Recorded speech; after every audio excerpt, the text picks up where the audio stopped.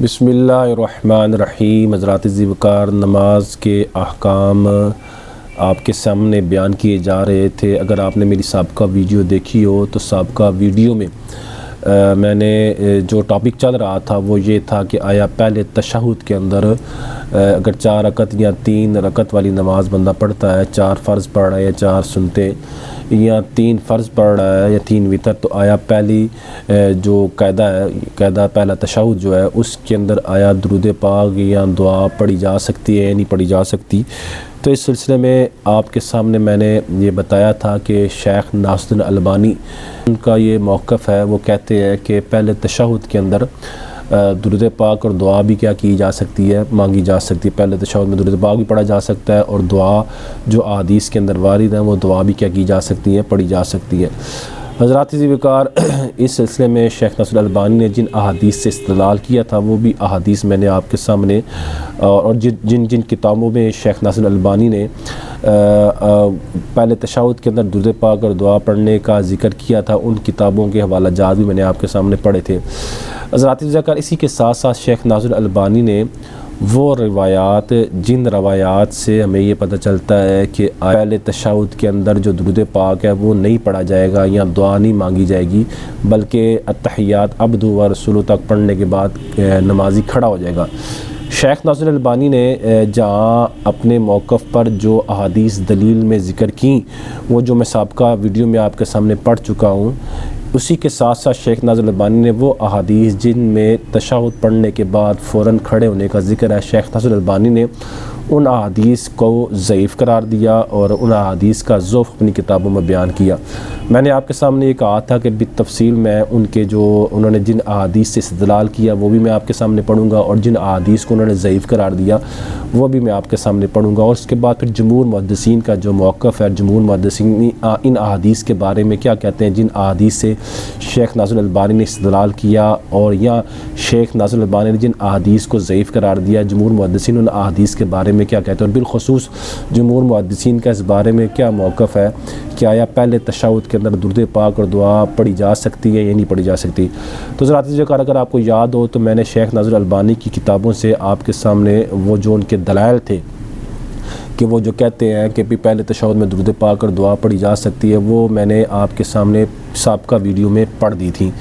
इसी तरह हज़रात ज़िक्र अब मैंने उन्हीं वीडियो में मैंने आपके सामने ये भी कहा था, लास्ट वीडियो में मैंने ये कहा था कि शेख अलबानी ने जिन अहादीस को ज़ईफ़ कहा है जो तशहुद अब्दु व रसूलु तक पढ़ने के बारे में है, ये सिर्फ अब्दु व रसूलु तक तशहुद पढ़ी जाए, उन अहादीस को शेख नासिरुद्दीन अलबानी ने ज़ईफ़ कहा है। तो मैं आपके सामने उन अहादीस का जो ज़ोफ़ शेख नासिरुद्दीन अलबानी ने बयान किया है वो मैं आपके सामने बयान करूँगा। हज़रात ज़िक्र ये मेरे सामने शेख नासिरुद्दीन अलबानी की किताब है सिलसिलतुल अहादीस ज़ईफ़ा मौज़ूआ। मेरे पास इसकी ये जिल्द 12वीं है और जिल्द 12वीं की किस्म अव्वल है और इसका सफ़ा नंबर 260 है और इसमें जो हदीस नंबर जिसको यानी ये पूरी किताब ये तकरीबन 20-22 जिल्दों में ग़ालिबन 20 जिल्दों के अंदर ये किताब मौजूद है। इसमें शेख नासिरुद्दीन अलबानी ने जो ज़ईफ़ और मौज़ू रवायात है वो इकट्ठी की हैं। तो जो रवायत नंबर 5623 है, यहाँ अम्मा आयशा सिद्दीक़ा रज़ियल्लाहु ताला अन्हा की हदीस पाक है। अगर आपको दिखाई दे रहा है तो इसमें लिखा हुआ है, ये शुरुआत ऐसे होती है, काना ला यज़ीदु फिर रकअतैनि अला तशहुद, कि रसूलुल्लाह सल्लल्लाहु अलैहि वसल्लम पहली 2 रकतों में तशहुद से आगे नहीं जाते थे, तशहुद से आगे नहीं पढ़ते थे। ये हज़रात ज़िक्र अगर आपको मेरी पहली वीडियो याद हो तो मैंने उस पहली वीडियो में यही हदीस पढ़ के आपके सामने बयान किया था कि पहले तशहुद में अम्मा आयशा की हदीस पाक पढ़ के बताया था कि पहले तशहुद में दुरूद पाक नहीं पढ़ेंगे, दुआ नहीं पढ़ेंगे, बल्कि पहले तशहुद को अब्दु व रसूलु तक पढ़ के खड़े हो जाएंगे। और यही मुस्नद अबी यअला की जो हदीस पाक थी ये मैंने आपके सामने पढ़ी थी।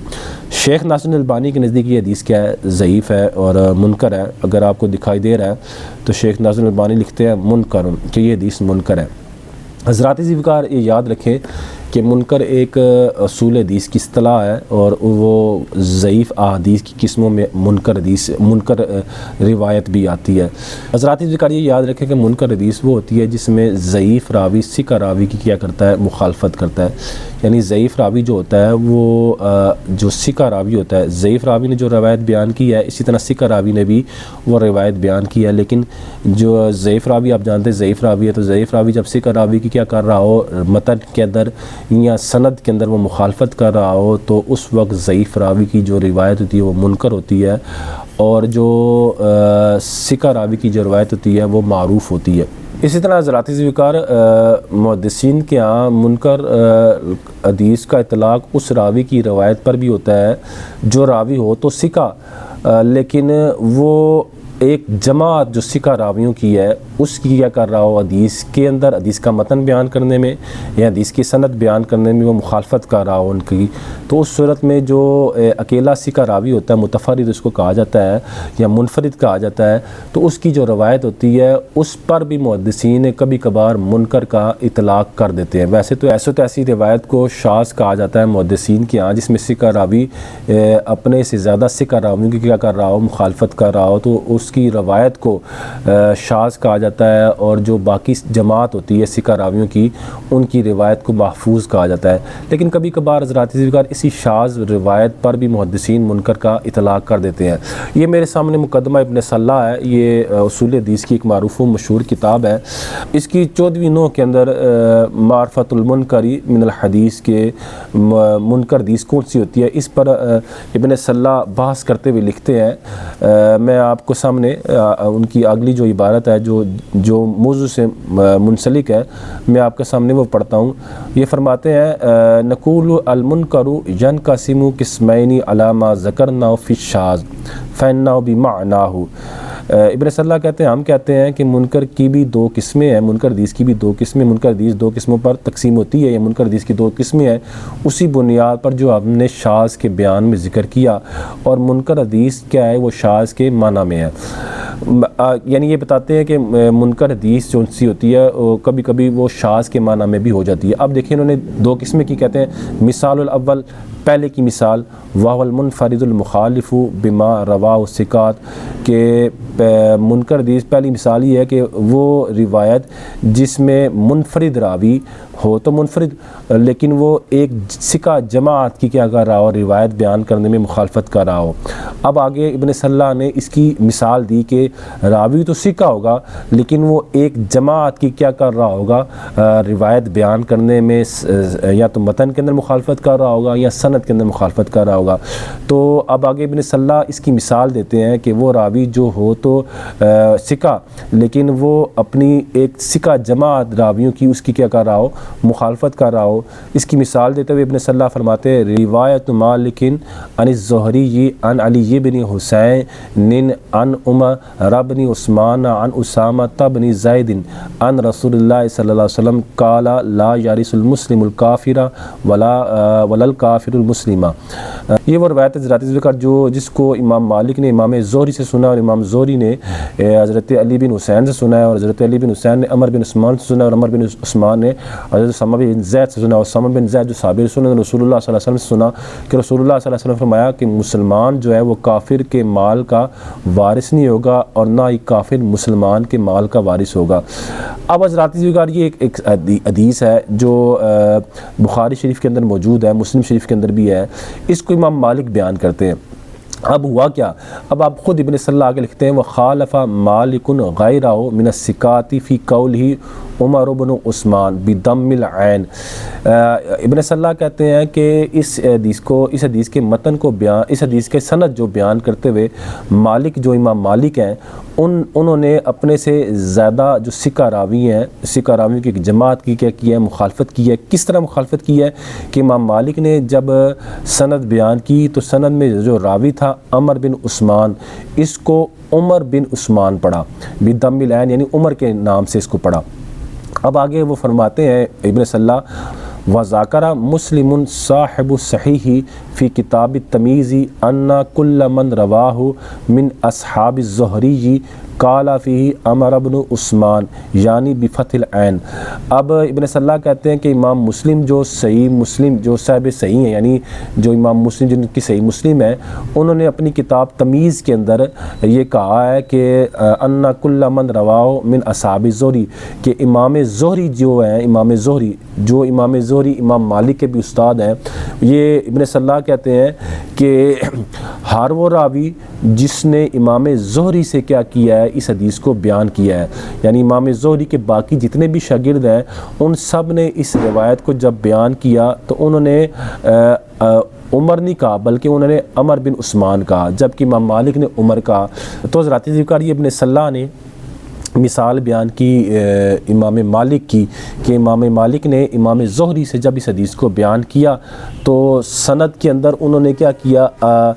عمر بن عثمان کی جگہ انہوں نے عمر بن عثمان کہہ دیا، جبکہ امام زہری کے جو باقی شاگرد تھے، جس طرح امام مالک شاگرد تھے، اسی طرح امام زہری کے جو باقی شاگرد تھے انہوں نے کیا کیا، جب انہوں نے امام زہری سے یہ روایت بیان کی، امام زہری سے یہ روایت سن کے جب انہوں نے بیان کی تو انہوں نے عمر نہیں کہا بلکہ انہوں نے عمر بن عثمان کہا۔ تو اس میں ابن صلاح بتا رہے ہیں کہ امام مالک کو یہاں کیا ہوئی، خطا ہوئی، امام مالک کو یہاں غلطی لگی۔ اب دیکھیں نا حضرات ذکر، یہاں امام مالک ایک ثقہ راوی ہیں، متقن راویز ہیں، حافظ راوی ہیں، لیکن اس کے باوجود امام مالک سے یہاں کیا ہو رہی ہے، راوی کا نام بیان کرنے میں غلطی ہو رہی ہے۔ تو حضرات ذکر اصولی طور پر جیسے میں نے کہا کہ اصولی طور پر ایسی روایات کو، یعنی ایسی جو غلطی ہوتی ہے اس کو شاذ کہا جاتا ہے، اور جو اس کے مد مقابل درست جو ہوتی ہے روایت اس کو محفوظ کہا جاتا ہے۔ جبکہ ذاتی ذکر یہاں جیسے میں نے بتایا بعض دفعہ محدثین ان پر منکر جو ثقہ راوی کی روایت ہوتی ہے اس پر بھی منکر کا اطلاق کر دیتے ہیں۔ اصل میں یہ جو بات سنانے کا مقصد یہ تھا کہ شیخ ناصر البانی نے جو یہ روایت ہے اس پر منکر کا اطلاق کیا، منکر کا جو انہوں نے اطلاق کیا وہ انشاءاللہ آگے آپ کے سامنے وضاحت آ جائے گی کہ انہوں نے اس پر منکر کا اطلاق کیوں کیا۔ آپ کے سامنے صرف یہ جو منکر کی تعریف تھی وہ میں نے آپ کو بتانی تھی کہ منکر حدیث وہ ہوتی ہے جس میں ضعیف راوی ثقہ راوی کی کیا کرے، مخالفت کرے، تو ضعیف راوی کی روایت منکر ہوتی ہے اور جو ثقہ راوی ہے اس کی روایت معروف ہوتی ہے۔ اور کبھی کبھار حضرات ذکر محدثین خود شیخ ناصر البانی بھی جو ثقہ راوی ہوتا ہے اس کی روایت کو بھی وہ منکر کہہ دیتے ہیں، کیونکہ ہوتا ایسے ہی ہے جیسے میں نے بھی آپ کے سامنے مثال بھی بیان کی کہ ایک جو ثقہ راوی ہوتا ہے وہ اپنے سے زائد ایک جماعت کی کیا کر رہا ہوتا ہے، روایت بیان کرنے میں غلطی کر رہا ہوتا ہے، تو جہاں اس کو شاذ کہا جاتا ہے وہاں اس کو کبھی کبھار منکر بھی کہا جاتا ہے۔ اب یہ دونوں تعریفیں اگر آپ کے ذہن میں ازبر ہیں تو اب آگے چلتے ہیں۔